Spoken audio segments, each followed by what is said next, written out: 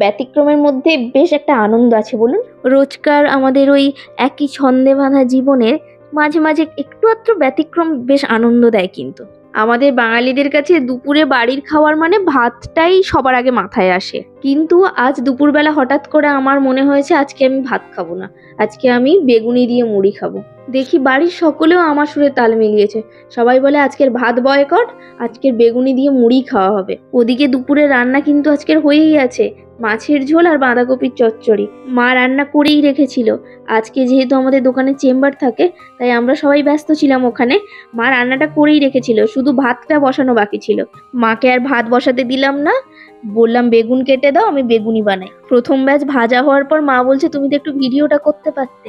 মা মনে করালো, তাই মাঝখানেই ভিডিওটাও শুরু করেছি। তাই ব্যাটারে কি কি দিয়েছিলাম সেটা কিন্তু আজকে দেখাইনি আপনাদের বলে দিই। আজকে ব্যাটারে কিন্তু জোয়ানের সাথে কালো জিরে দেওয়া ছিল, দুটো মিলে একটা সুন্দর ফ্লেভার এসেছিল কিন্তু আজকের বেগুনিতে।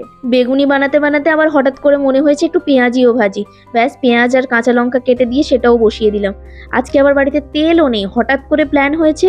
বাড়িতে অল্প একটু রিফাইন তেল ছিল, ওটা দিয়েই ভাজতে বসিয়েছিলাম, কিন্তু এতটাই কম তেল শেষে পেঁয়াজি আর ভাজতে পারছিলাম না।